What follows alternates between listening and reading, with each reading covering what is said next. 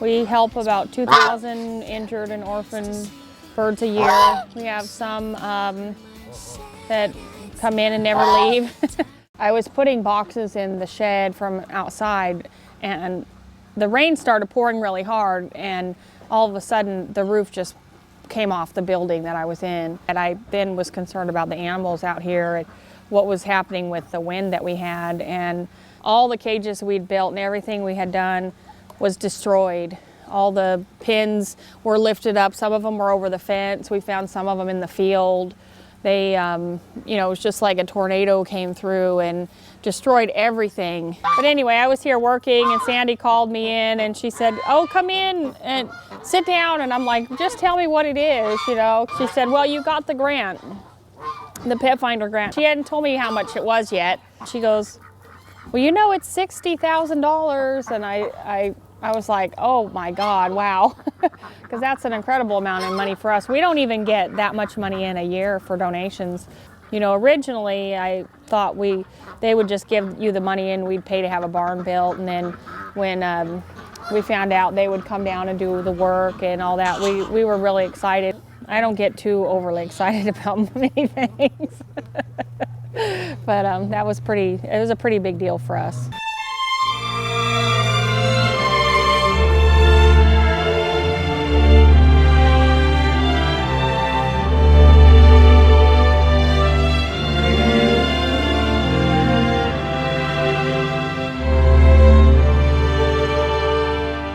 We're a few days into the job already. You can see we've already got the walls up on the barn. Right now they're sheathing the barn with our exterior material. So right now all we're waiting on is for the frost to get off that roof so we can get up there and put some shingles on this new building that we have. What we're going to do for them is divide this up into two little sections. They'll have the main area where the birds can hang out and get out of the bad weather. Back over there we're going to put a wall up and give them some storage space. Storage is always, like I said, a huge issue at shelters, so we're going to try to help them out a little bit by giving them more room.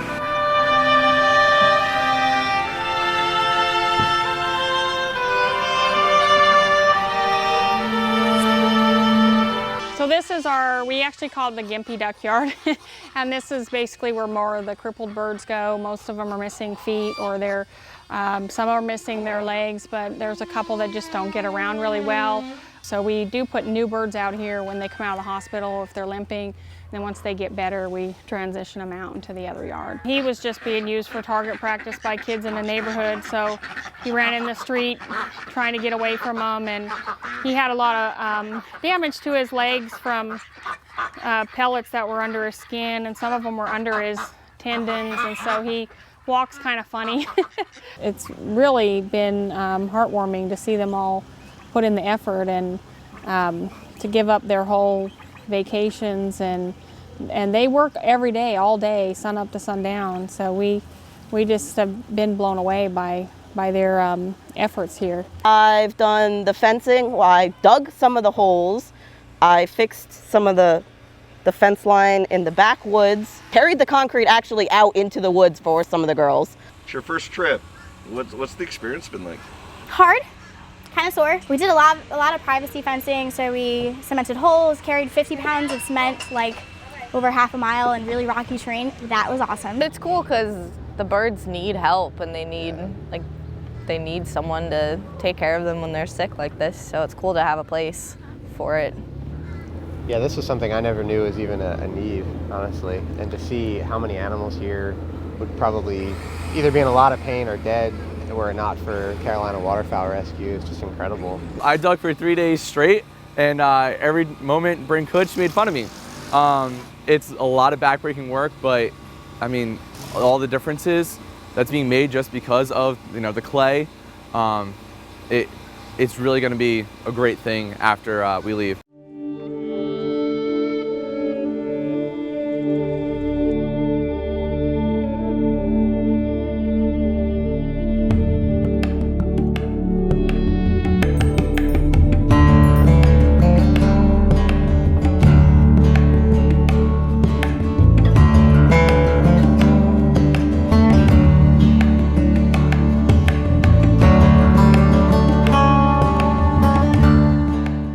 real contribution is going to be seen by what happens with the young people who work here and what they do later on with their lives, because I see enormous impact for them as well as for the animals and for the community. Basically, what I want to get done up front here is we need to get all the fittings on, we need to get the poles on, the poles cut, the wire pulled. But if you girls can really get cranking on that, we still got to get a second coat of paint on most of the trim, I believe. We got to get the sheathing up inside and the FRP up inside. Okay, so you guys know what you're doing? Get her onions. Let's do this so we can get home and get clean and not have to go out to dinner all dirty.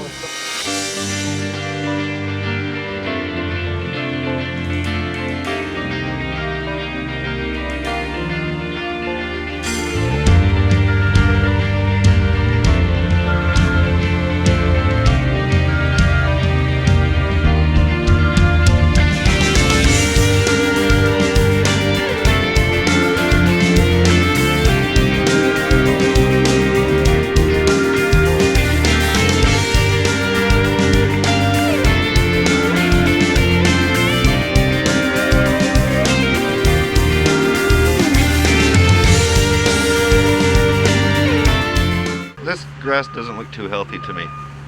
It's because it's dormant right now. Oh, it's dormant? Yes. Oh, okay. It'll spring back to life as soon as it warms up and gets a lot of water. The mud's pretty much like ankle deep, and the first few days it actually rained and it was ridiculous. It sucked the bottom of my shoe off.